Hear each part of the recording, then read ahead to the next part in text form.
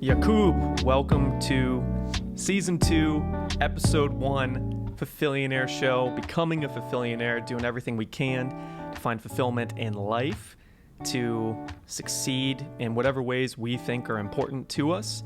And I invited you on the show because I originally saw a video of you in Portugal, I think, and then we met at Mind Valley Live last year in LA, and Vishen just randomly was like, hey, Jakub, why don't you come up on stage and perform a French rap piece that you did in Portugal? And I went, there's a French rapper that's about to show up? Like, that's amazing. Like, what is this party? This is great. And then I was like expecting whatever. We had some other like performances that night that were great and everything, kind of like standard.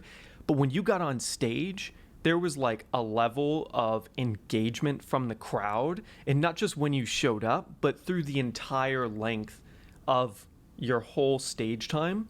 Everyone was like laser focused on the stage, which is very rare at a Mind Valley event because we love each other. So we're all talking to each other, we're all hanging out.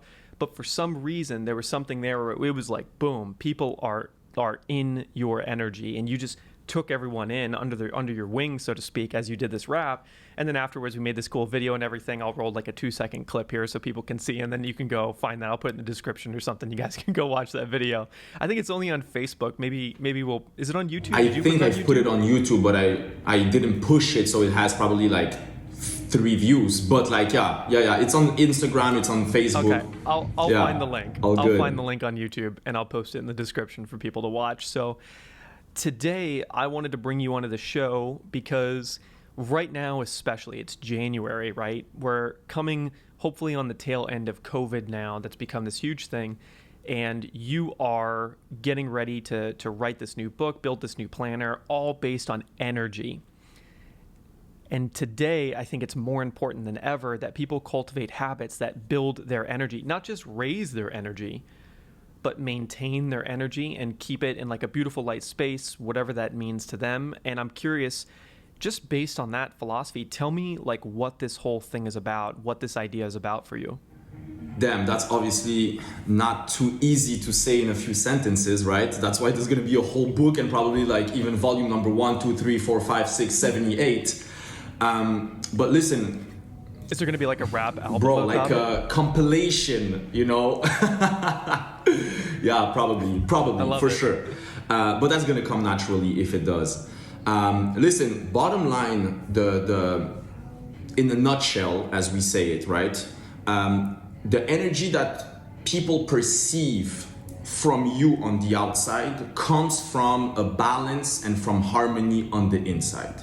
So that's the bottom line, and that obviously can be reached by a gazillion ways, right? There's no winning formula, there's no one-size-fits-all formula, but for sure there are some truths or things that, let's say, worked for most of the people that are those basics. So basically, without getting into too much details, but the kind of the system that I've kind of, let's say, figured out for that book about energy. And actually, it's not even about the book, it's just a system of energy. And I call it the inner tree, to kind of sound kind of like energy, but it's the inner tree. You know, I'm a little poet, you know what I mean? And bottom line, it's kind of like cultivating that inner tree that then people will see the energy being the leaves, right? Kind of the outside, but behind the leaves, you have the branches, you have the core, you have the roots, right? And these things are the reason there's nice leaves. It's not the leaves that just came from the sky and you're like, oh, this tree is really beautiful. Nah, bro, it comes from the roots, right? And from the core and from all this. So basically, if again we want to not get into too much details, there's things that you need to cultivate that are kind of not tangible, right? So beliefs, kind of your thoughts, your habits, right? I mean, are tangible as technically, but I mean, you know, what's going on in your mind and your habits of your every single day. They say that about 80 to 90% of our daily lives are habits. You know, like whether we even realize it or not, but the way you pour your coffee, the way you brush your teeth, the way you take your shower, the way you react to a certain attack, event, happy, bad, whatever, habits. So these things that are not that much tangible, you have to work on them, right? And those habits obviously come also from mindset and beliefs, etc. There's also obviously health, right? Your health, you cannot have great energy outside if like inside you're rotten, right? So there's again a gazillion things, but the bottom line, if everyone at least understands that whatever is out there, the people that in this world we say, and it can be, you know, world recognizable people or someone you meet at the bar or at an event, you know it when someone has a magical energy. You're drawn to them. Energies don't lie, right? We call it chemistry. Like, you know, on a date, you're like, oh my God, I had so much chemistry. It's not because you like the same kind of movies that you're gonna fall in love with that girl or guy. It's the chemistry. It's something that sometimes is hard to explain, right? So bottom line, if you cultivate that peace, let's say, or harmony and balance on the inside, naturally the energy on the outside will be there. It's kind of how we connected, right? Remember at Mind Valley, right? We just kind of literally looked at each other during you were like filming someone on the stage. I was just sitting out front, and we're like connecting. We're like, let's grab a coffee later on, right? This is energy, right? And then the passion in you and the passion probably in me led us into, you know what? Let's be friends. You know what? Let's record a video with that song. You know what? Let's jump on a call and discuss life and possibilities, right? So again, it's not like, it's not playing by the book, or it's not a set of rules. It's just something that happens, again, when you cultivate it on the interior.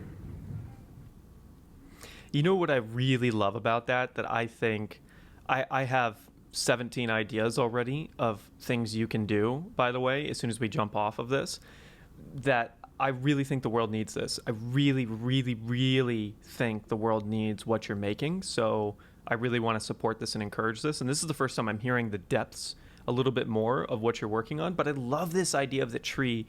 And I know that the majority of viewers and listeners to this are female. And I think in that feminine energy of us is like the emotional side of us, right? And the idea of that we are trees energetically is so beautiful, because the leaves can come and go. Things can happen. Winter comes, right? The leaves come off and you look like you're dead and you feel like it, but the roots are alive, and spring does come and summer does come. And I love that there's that natural, it calmed me to even hear you describe energy like that. And I just went, so when you're low, man, it's not over. It's not over. There's so much more, and there's more seasons, and they will come. And the longer you live, the more you start to realize that these seasons do come and go. And I guess the more seasons you see, like a tree, I'm going back to like Lord of the Rings now with like Treebeard, these like ancient Ents, right? And how they are just really patient and slow, and that's a beautiful thing. So tell me, when did this idea hit you, and how did that happen? Like, what were you going through where you needed this? Listen, there was a few moments in my life, let's say, that I kind of felt I needed a shift, or I felt something was, you know, out of place, let's say. And actually, I would say it all started with, you know, the number one thing that probably I think brought us here today, me and you and millions of people, is the journey of personal growth. Right? Like the day you decide, you know what, I'm taking my life in my hands, right? I'm taking ownership.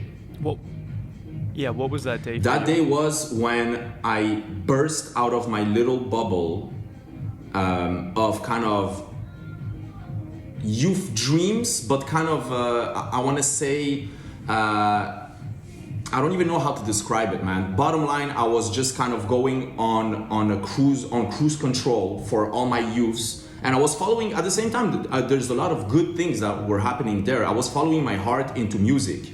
So I had a rap group with my friends. We had a studio downtown Montreal. We had like, it was actually, we even built the studio, so it was also a recording place for clients. So the experience was incredible, but I was still in my little bubble of kind of comfort zone of when I was 16-year-old, living at my parents, life is great. What do I want to do with my life? I want to be a rapper, right? So that was the only thing. And in my mind, you know, I thought I was being kind of humble and cool by saying, you know what, if at 45 years old, and I literally remember myself saying that, if at 45 years old I have a beer and a pack of smokes and a computer with music and I record my music, I'm happy. Which, like, there is some beauty in it, right? Which is kind of, you know, living with not a lot, but there's no big dreaming, there's no growth, there's no pushing life limits and living, right, in this. It's kind of like this little bubble of, if you ask me at 16, what's my dream? That's my dream. And at 23, 24, it's still the same dream. Like, there's no growth. And basically, one day I walked from the studio to my parents' place, and it was, I think, the first time literally in my life when I faced myself alone, meaning I was walking in the dark with no headphones. Maybe it wasn't even intentional, maybe my headphones were broken or something. You know, I was always either talking to someone, doing something, or listening to music. So I never faced my thoughts, my dreams, my whatever. And while walking, I just started realizing, man, there's more to life than this, you know. And I'm not gonna get into details, but at this point also, you know, I was with a different crowd of people. My lifestyle wasn't healthy at all. My environment wasn't much positive, let's say it like this. So, like, you know, a lot of elements. It's not just that I was stuck in a 16-year-old dream of being a rapper. It was also the whole environment that comes with it.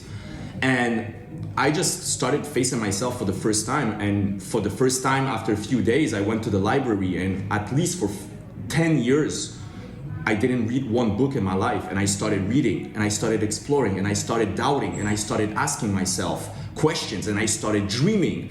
And I started mainly taking my life into my hands. And like, that's not the energy part, but I would say that's the beginning, that's the spark. And the energy, just to answer also your question, is that when then after maybe a year, I had a business idea, so I launched a business. And I was like, okay, now I literally in my environment, in my close circle, there's no much of business people, there's no much of potential clients. So I need to get out there in the world to get those potential business partners, potential business mentors, clients, whatever. And I started going to, like, you know, those happy hours or gatherings, you know, with like entrepreneurs, with business people, with young professionals and stuff. And literally the first 4 at least, if not more, I got to these places. I was so not like confident in myself, and also I wasn't even sure, maybe I had like a little bit of an imposter syndrome. I wasn't even sure what the fuck I was doing there. I don't know. I just got to these places. I ordered like a drink or a glass of wine. I used to like walk around the place drinking my glass and left without talking to one single person. And that happened multiple times. And I'm like, oh shit, that's not really productive, right? And what the hell happened to me? Because I'm the guy who, like, a few months back, I'm on stage rapping with my guys. But again, that was the comfort zone, right? So I'm like, okay, maybe there's something I need to build. So I realized, again, that you need to build that kind of energy or confidence. Confidence is almost the same thing as energy, I would say, honestly. If you have good energy, I don't even see how you can have not good confidence, because it's kind of like a glowing thing. Again, it's the leaves on the tree. So it's, again, it comes back to the inside, right? And I would say just like a little actionable trick, let's say, is that I realized, especially just for those like kind of events, when I tell myself I'm not going to this event to impress nobody, I don't need to prepare like how can I brag about my whatever it is, but I'm going there to connect with people. And I know it might sound cheesy, but it's like literally life-changing. And the focus is literally changing 180 degrees. Because then you're like, what questions I can ask? And guess what? You get so much more confident when you don't need to speak about yourself, when you just focus on, man, I just need like 5 good questions that I can ask anyone. And most importantly, you need to also build that curiosity that you want to know. It's not enough to have 5 questions, but in my mind, I'm like, I don't really care who you are. I don't care. I just want to sell you something, right? It doesn't matter. Again, it's going to be felt by the person. But if you start getting into the mindset of, damn, there's like 8 billion human beings around the earth, right? Every single person has a different journey. Every single person I have to learn, I can learn something from them. I think it's Emerson who said, at least in one area, every single person in the world is the leader or the master in comparison to me, right? So that's a crazy ass mindset, because then you see people who maybe on paper don't have the same success in all forms. But if you put in your mind that every single person has something to teach you, you become a sponge, right? So then by being that sponge, by being that curious, you're gonna go to any type of event and be like ultra confident and have good energy, because all your focus is like, oh my God, so many inspiring and awesome people here. And if that's not the case, well, change events, because that's not the right event, right? But usually if you go to the right places and you're like, oh my God, I wanna talk to every single person here, I wanna learn, I wanna connect, well then, bro, you have good energy, you have good confidence, and it's easy because you just have a few questions in mind and you just walk around being curious, being a sponge. And guess what? Also, scientifically and psychologically, when people talk about themselves to someone that is genuinely interested, you think the other person is intelligent and interesting. Even if that person, being you, let's say, almost didn't talk. But like psychologically, if I show interest in you and I ask questions and I genuinely listen, you will be like, damn, Jakub is really smart and intelligent, even though I didn't say shit, you know? Well, can you imagine how natural this is going to be for everyone when COVID is gone? How interested are we going to be in everyone else? Right? You're not even going to have to try. You're just going to be like, I just want to talk to anyone. Tell me about your life. Please tell me anything. Yeah. Hopefully, it's not going to be a lost art. But then even if it's a lost art, we will revive it, right? And give life back to the lost art of connecting and curiosity in other humans. Yes. So tell me, when you were going through that phase of, and it's funny, I share a very similar path. Like I went to all those same business events and didn't talk to anyone. And I eventually figured out how to make friends and all that stuff in that world before I was an entrepreneur. When you were going through that phase, were you living at your parents' house? Were you living somewhere else? I was still living at my parents' house because it was like the beginning of my business, and I moved out after like a year, because I remember I had kind of the dilemma, or not really a dilemma, but kind of the option of like, for my business I need to pay rent, right? So all the money I was making, well, I already have a rent, which is the rent of the business. I cannot yet pay 2 rents, right? So it was, again, not really a dilemma, because you know what's the right call. But after like a year, when things got more stable and I was well off, then I'm like, okay, now I can move on my own and continue paying like business rent. Got it. So then tell me, because I'm running short on time here, fast forward all these years of beautiful energy, working with companies like Goalcoast, collaborating with crazy people all over the world, performing internationally. What are your energy habits? If you sprint me through, what are your energy habits? And specifically, like if there was 1 or 2 that you think we should all try for ourselves and see if they help a lot, what would those be?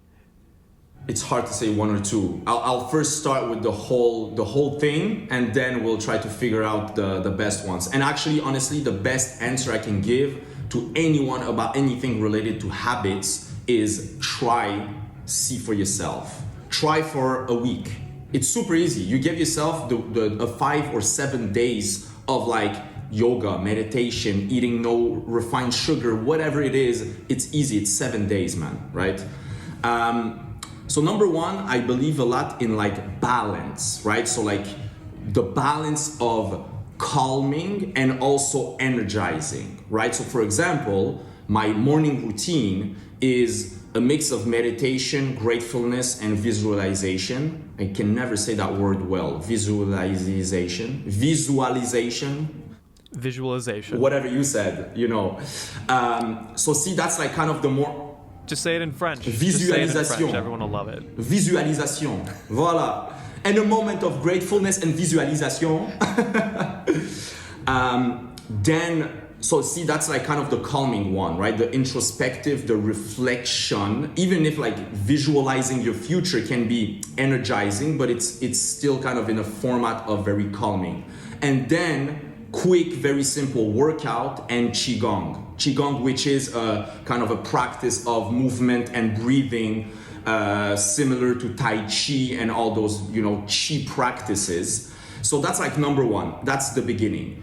Then I would say during the day, it's not really a habit, but it's a... Can I ask you a question? For everyone listening right now, what kind of breathing should they be doing when they listen to stuff like this?